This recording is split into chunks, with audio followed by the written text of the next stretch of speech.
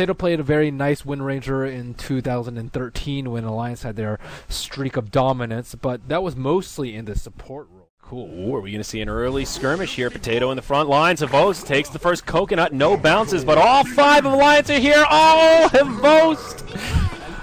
He was trying to head back and get the bounty route. Bad timing for Na'Vi. Yeah, good timing for Alliance. Puck coming up in just a couple of seconds here, and they've got Dendi up top. Witch Doctor doing some split pushing. And there's a wolf in the pit, though. They don't have a sentry ward.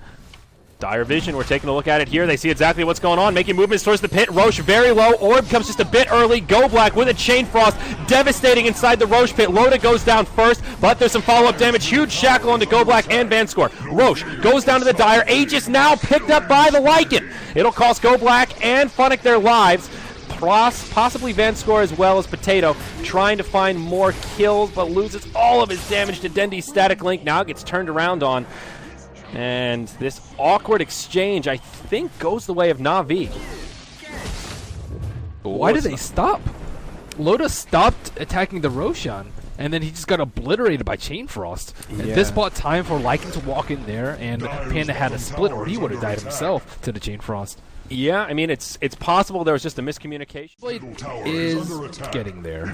But slowly, Na'Vi moving into the Radiant Ancients. Oh, no. No vision for the Radiant, and this is a big Loda. Loda's walking into there.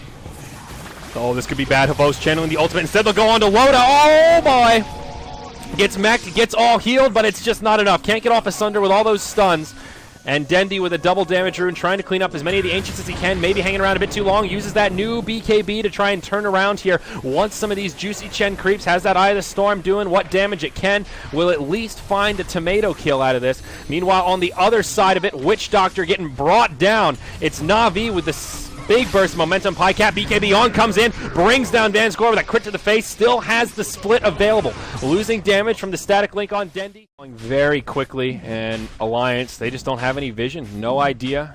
Might be somewhat on the pulse with the timer, but no visual confirmation. Uncontested. Aegis of the Immortal goes. They certainly have. I don't think he's even gotten off Asunder yet. They've just got so much control. Stuns and what have yous. Actually, scratch it. I don't actually think they get man mode on Terrorblade. I forgot about the Witch Doctor ultimate. That thing will prevent any sort of man motive channeled for full duration. Oh, here we go. The smoke from Alliance. Potato goes in first, just gets fingered and brought down straight away. Now on the other side of the fight, Na'Vi are ready to pursue. Havost with the ultimate on, charging forward. Coil on 2. They will mech and all heal, but it just doesn't matter. The Witch Doctor gets killed first. Pajkatt BKB on, doing what damage he can. Now the Chain Frost bouncing, secures the kill on Akke. Loda, turn tail and run, just wants to survive, but I don't think that's happening. Already 3 down, and Alliance in big trouble on this fight. Yules, that's cute with 20 HP, but he wants to get the last hit. Killing him in style. I like that. A 4-for-0 trade. A smoke from Alliance. Coming on up here. Coconut starting to move around, bouncing between Goblak and his friend. Dendi in the front lines, using the double ultimate, refreshes right away. BKB on, will be able to live. The Brew split comes out, trying to zone out the supports. Havost still at full health in the ultimate form, but can't really find a good target. Both sides still with all 5 alive. Oh, the Brewmaster dies as he comes back into Panda form. Now it's Na'Vi with the advantage. Akke stunned and brought down. Brew will buy back. Loda on the high ground, doing what damage he can here, but now he's got to turn tail and run himself. Mynuts nearby. It's Potato that gets caught. Windranger goes down. Pajkatt, remember, fresh off the buyback. If he goes down here, it'll be bad news bears. Mynuts now brought down. Loda locked in place. It's him versus 4, and I don't think he's going to come out ahead. They'll hex him. No Sunder for you, good sir. A 4-for-0 trade as Na'Vi once more dominate their way to do a team fight at the Roche Pit, and now will claim the 3rd Aegis of the Immortal and some yummy Gouda. Funnick has just been so annoying in these team fights. They scouted out the Brewmaster, and as soon as they have eyes on him, everyone positions themselves so they don't get hit by the clap into the split. And he attempted it, but he didn't. He wasn't able to get it, and then, of course, while he's BKB, he has a split, or else he's going to get locked down. Funnick still keeping the Brew busy up in the top. BKB used by Dendi as Mynuts uses the Death Ward, does some decent damage, but now the Chain Frost starts bouncing, zones out Alliance, and their barracks in the mid will fall without a glyph being used. No kills coming out on either side. And this is the fight that they have to take, or else it's too crippling. Yeah, here we go. Dendi, double ultimate on, goes to the high ground. There is still a glyph. Alliance were smart to save it last time around, but still this tower will take a lot of damage. Pajkatt hops out of the base with the BKB on right away, tries to zone out Na'Vi. The rest of his team not hopping out quite so eagerly, and the Brew just going to get focused down. Pajkatt's dead already through the split. Now Loda, hexed up, in a lot of trouble. Can they bring him down fast? Vanskor still has the finger, starting to get focused by Akke. He will actually fall before the finger. Havost goes in a little too deep, gets brought down, but remember, he's got the Aegis, so he's coming back up. Dendi's ultimates have expired. Now the tier 3 will become the focus. Looking at the buyback status, none used from Alliance yet, nor have they needed to.